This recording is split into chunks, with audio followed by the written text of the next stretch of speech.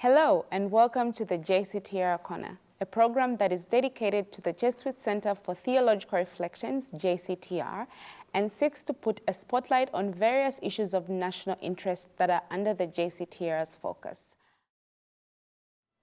I am your host, Alice Maplanga, and on the program today will be the Jctr's Head of Programs, Mr. Geoffrey Chongo, who will be joining me to discuss the 2020 Zambia National Budget and give us a view of what the Jctr feels the budget is able to address and where they need to be given recommendations, what we can then hear from the Jctr.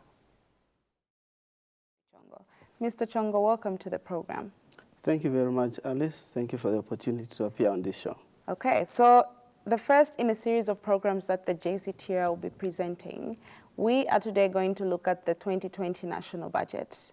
But before we do that, maybe you can help us by just telling us who is the Jctr and what is the organization about? Thank you very much. Jctr is a faith-based organization that works to promote social justice in Zambia. Jctr has been in existence since 1988. We work on various thematic areas, which includes poverty, inequality, human rights, particularly social and economic rights. We work to promote people's access to health, education, water, and sanitation. We also work on public finance management as it relates to the well-being of our citizens. So we are there really to promote social justice through research and advocacy. Okay, so that sounds like you look at a lot of the social aspects that pertain to the people of Zambia. So now looking at the 2020 budget that was presented to us about 2 weeks ago by the finance minister, what are your general thoughts on the overall budget? Well, it's a very interesting budget. Mm-hmm. Firstly, I think looking just at the theme. If you look at the theme, you can, from onset, be able to tell that this budget really is about growing the economy and not so much about addressing the social challenges that people are facing at the moment.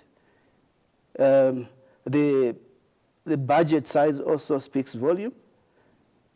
Looking at the economic challenges, personally, I didn't expect government to increase the volume of its budget from the current 82 billion to 106 billion. So it raises questions on how the budget is going to be financed. So it has a mixed picture. Okay. I think government has attempted to, address the economic challenges that especially small and medium entrepreneurs are facing. The government has announced, I was allocated $2.4 billion to paying arrears to people who have supplied goods and services to government. Now, that's a lot of money, especially if you compare to the current budget. In the current budget, government allocated 400 million,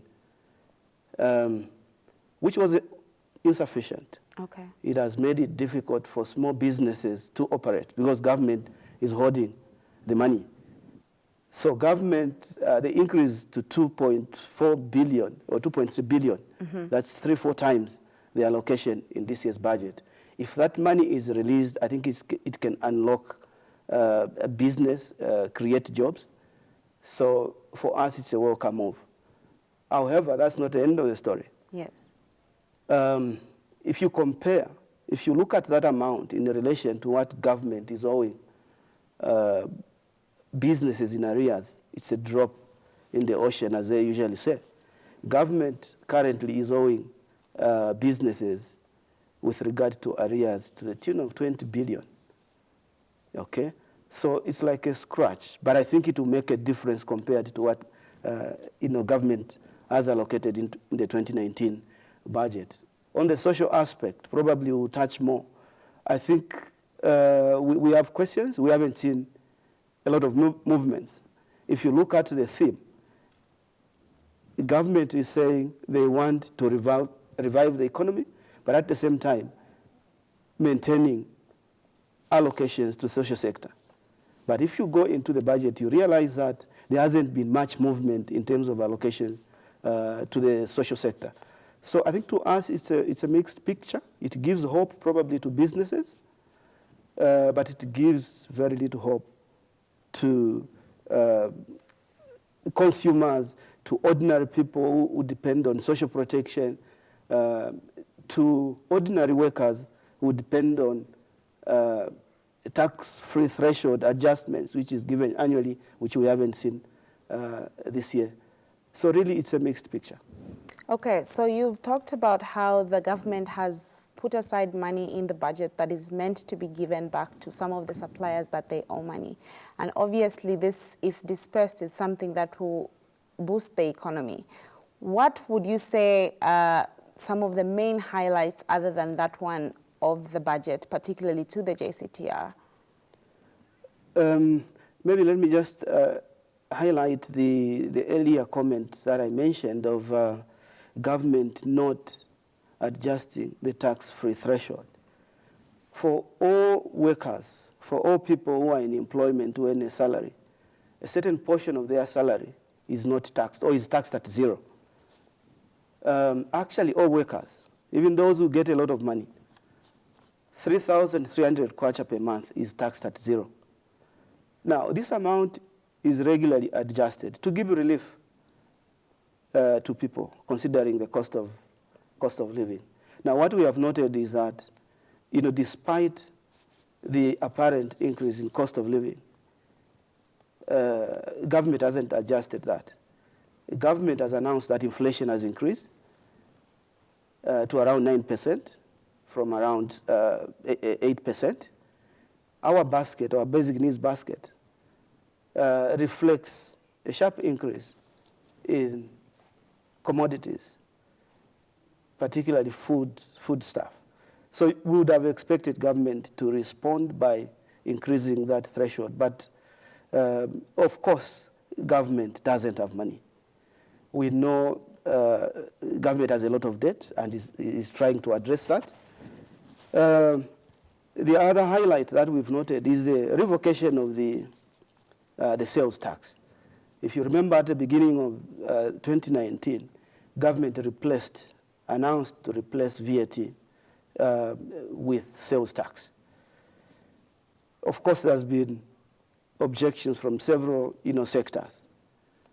Government has been having challenges to collect sufficient revenues, particularly from the mining sector. And one of the biggest challenges is the operationalization of VAT. So they thought they could replace that with sales tax. But that has been rejected, widely rejected. So government responded by revoking sales tax and bringing back value-added tax.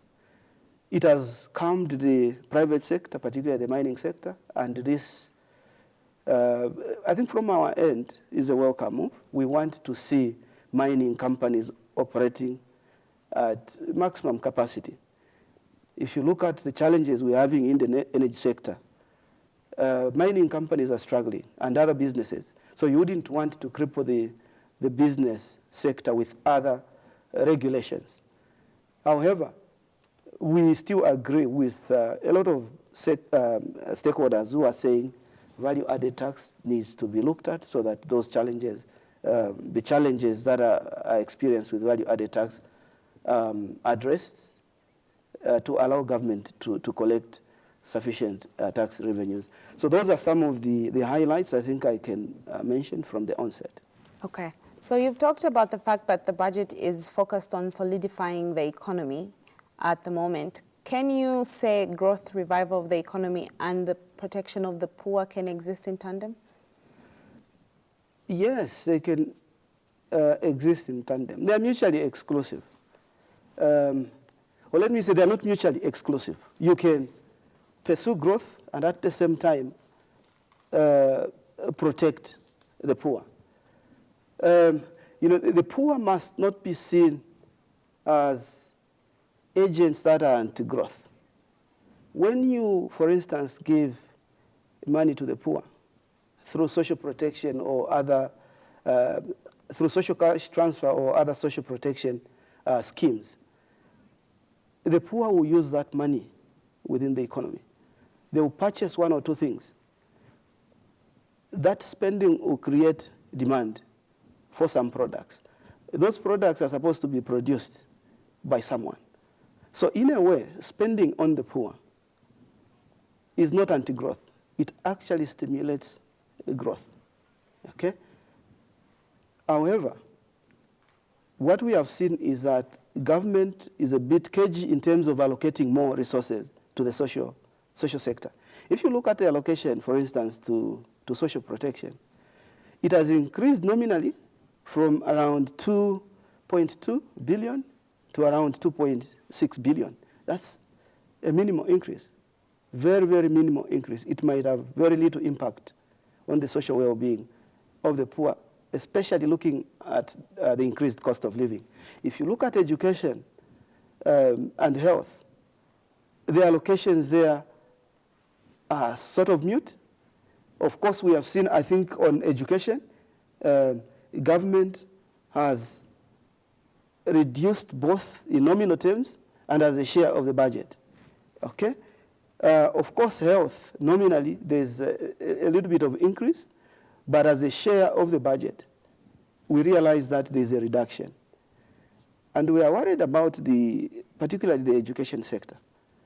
Recently, government announced to ban school fees, to give relief to parents, to pupils, so that we allow them to send their children to school.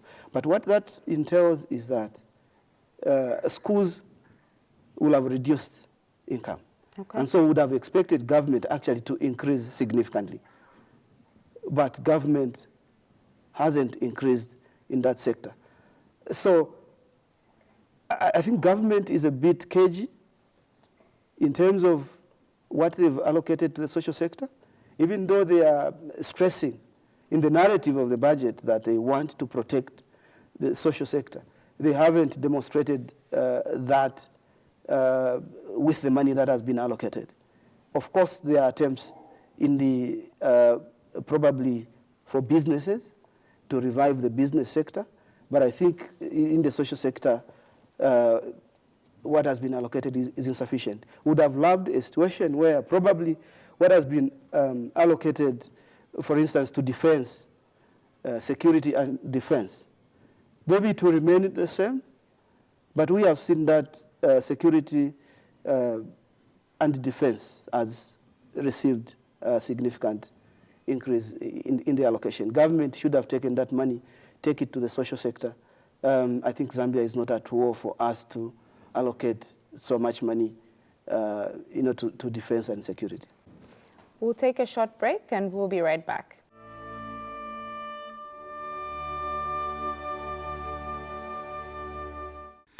To advertise on this program and enjoy amazing introductory rates, please call us on +260 211 290959 or +260 211 290912 or +260 953 538 000, or send us an email at loyolazam@gmail.com.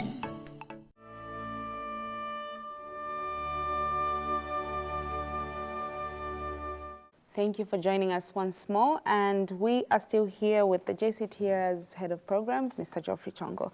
Now, he's spoken to us about various aspects of the budget and also explained to us some of the areas that the government is trying to address, particularly with the effects that we're facing with energy and how we're going to diversify that, and also how debt servicing is going to affect the economy going forward. Now, we are almost at the end of the program. But maybe what would you like to say to close off the program to us in regards to the budget? What do you want the people to be able to look out for? What role maybe do they have to play in ensuring that they perhaps offer checks and balances to the government in regards to the budget? Thank you very much.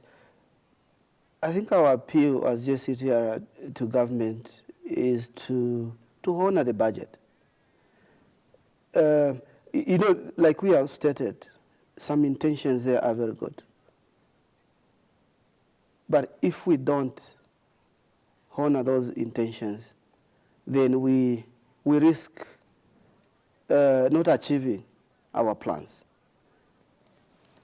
We agree with government about the need to turn around the economy. We cannot reduce poverty at the rate we are growing. Now, turning the economy around will depend on the extent to which the government lives by its intentions in the budget. Mm-hmm. If they have allocated money to a sector, let them allocate money. If they have planned to have some austerity measures in particular areas, let them live by that. Otherwise, the credibility of the budget will be questioned, and the chances of us reviving the economy and addressing the social challenges that people are facing will not be achieved. Also, to the Zambian citizens, we really have to be alert and make demands on government. We need to read the budget, know what government has planned to do for us, and then demand that government respects those plans. It's us, as Zambian citizens, who are going to finance this budget. Even the money we are borrowing, it's Zambians who are going to finance. Even the money that we are getting as grants, our donors are giving us that money as Zambians. So we need to demand to ensure that government prudently use the money in the interest of the Zambians. It pains me to see that government has actually increased the fees and fines in the budget. Meaning, traffic fees and fines? Those will be refined. If you look at the budget, you look at what we raised last year, or in this year, 2019, what we intend to raise, and what we are going to raise, we plan to raise in 2020. There's an increase of 2 billion. Where will that money come from? So meaning, even the fees we pay for passports, for whatever, all those things are going to go up. So how can we agree to pay and then we don't hold government to account? So our appeal to citizens is that let's take interest in the budget and hold our leaders accountable. They are there to save us. Thank you. Well, thank you very much for joining us on the program. It's been a pleasure having you. And we have come to the end of our program, where we were joined by the Jctr's Head of Programs, Mr. Jctr Chongo. I am your host, Alice Maplanga, and I just want to say thank you for joining us. You've been watching the Jctr Corner on Loyola TV. Goodbye.